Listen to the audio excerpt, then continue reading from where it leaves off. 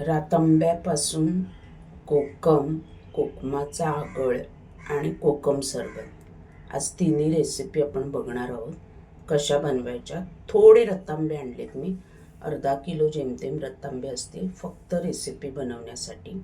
आम्हाला कोकणातनं हे सगळं मिळतं. कोकम सरबत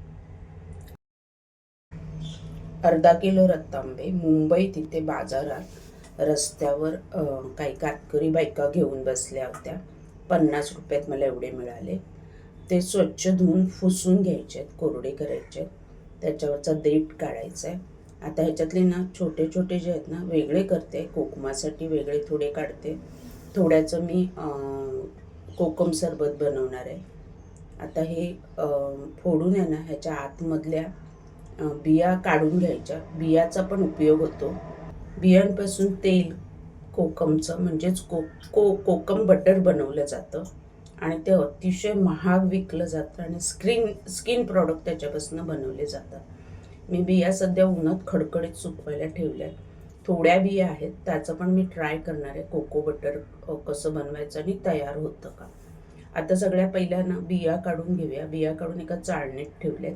बियामधून पण खूप रस निघतो. ह्याच्यामध्ये आता साखर भरणार आहोत आपण. पहिली रेसिपी आपली आहे कोकम सरबतची.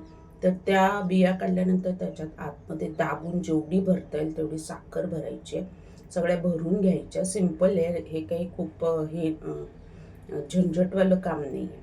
आणि बरणीत एकवर एक स्वच्छ बरणी कोरडी फुसून घ्यायची आणि एकावर एक लेअर लावून घ्यायची. एअरटाईट बरणी घ्यायची म्हणजे आतमध्ये हवा गेली नाही पाहिजे. आणि नंतर घट्ट झाकण लावून उन्हात ठेवायचे. 2 दिवस उन्हात ठेवलं की त्या साखरेतनं आणि त्या कोकमच्या रतांब्यामधनं रस बाहेर येतो आणि ऑटोमॅटिक आपलं कोकम सरबत तयार होतं. तुम्हाला घरात ठेवायचं तर घरातही ठेवू शकता. उरलेली साखर वरनं सगळी घालून घ्यायची. ह्याच्यामध्ये साखर बऱ्या प्रमाणात लागते कारण रतांबे बऱ्यापैकी आंबट असतात. म्हणजे सहज तुम्ही खाऊ शकत नाही एवढे आंबट असतात. एअरटाईट बर्नीमध्ये मी थोड्या प्रमाणात दाखवते. ती रेसिपी कशी बनवायची त्याच्यासाठी मी थोडे दाखवते आहे. आता उरलेल्याचं आपण कोकम बनवणार. कोकम काही नाही, सिंपल फोडायचे, बिया काढायच्या आणि उन्हामध्ये ह्याची सालं फोडी करून सुकवायची. मी याला 3 दिवस ऊन दाखवले आणि ते ऊन दाखवल्यानंतर पण कसं करायचं ते पुढे बघूया आपण. पहिले ती मी बिया काढून घेते, कोकम रतांबे सगळे सोलून घेते.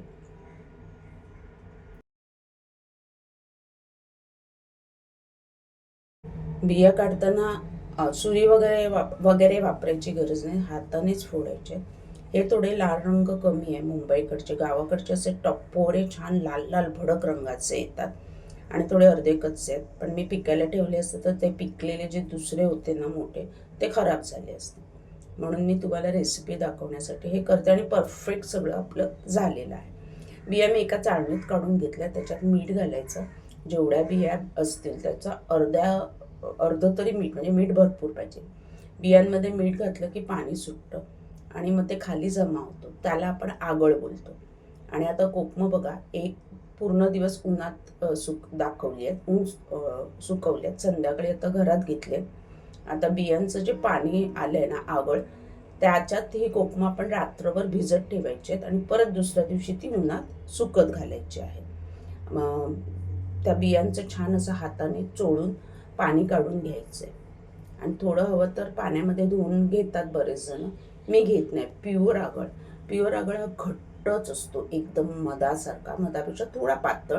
आपण बाजारात विकत घेतो ते पाण्यासारखे असतात. मग त्याच्यात नंतर पाणी घालून वगैरे वगैरे ते केले जातात आणि भरपूर 600 रुपये लिटर वगैरे विकले जातात. 400 रुपये लिटर, सॉरी 400 रुपये लिटर. आणि कोकम 600 रुपये लिटर, 600 रुपये किलो. मालवणात सुद्धा हा रेट आहे, विकली जातात. त्यामुळे असं जर घरी, मुंबईत आता सगळीकडे बऱ्यापैकी रतांबे मिळतात. घरी आणून बनवलं तर वर्षभराचं आपलं रतांबे, कोकमाचा आगळ आणि कोकम सरबत तयार होतं. आणि त्या बिया पण मी उन्हामध्ये सुकत घालणार आहे, खडखडीत सुकेपर्यंत. त्याला रख्खा थोडीशी लावतात आणि सुकवतात, म्हणजे त्या पटकन सुकल्या जातात. त्याच्यावर ते बुळबुळीत असं स्किन असते, त्याच्यासाठी त्याच्यावर चुलीतली रख्खा लावून त्या सुकवल्या जातात. आता हा दुसऱ्या दिवशी थोडंसं हाताने पिळून घ्यायचे आणि परत त्याला एक ऊन दाखवायचं. असं 3 दिवस मी ऊन दाखवणार. सेम प्रोसेस मी 3 दिवस करणार आहे. आता ही मुंबईकडची आहे त्यामुळे त्याला लाल रंग आलाय, काळपट रंग तेवढा आलेला नाही, पण गावाकडची जी असतात ना मोठी टपोरी त्याला छानपैकी काळा रंग येतो. आता ही परत दुसऱ्या दिवशी मी उन्हात घालते.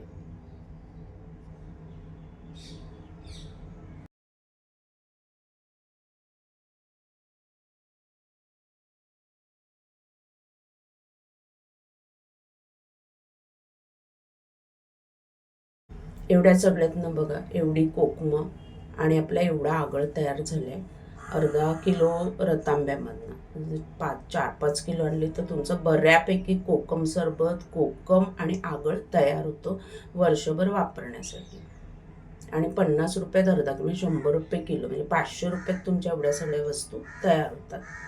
आणि आगळ थोडासा त्याला लावून बरणीत मी भरून ठेवणार आहे. आगळ किंवा मीठ, आगळ आणि मीठ असं लावून बरणीत भरून ठेवा म्हणजे वर्षभर टिकतात. हा बघा कोकमाचा आगळ किती घट्ट मस्त तयार झालाय. आता कोकम सरबत 3 दिवस बरोबर ऊन दाखवले.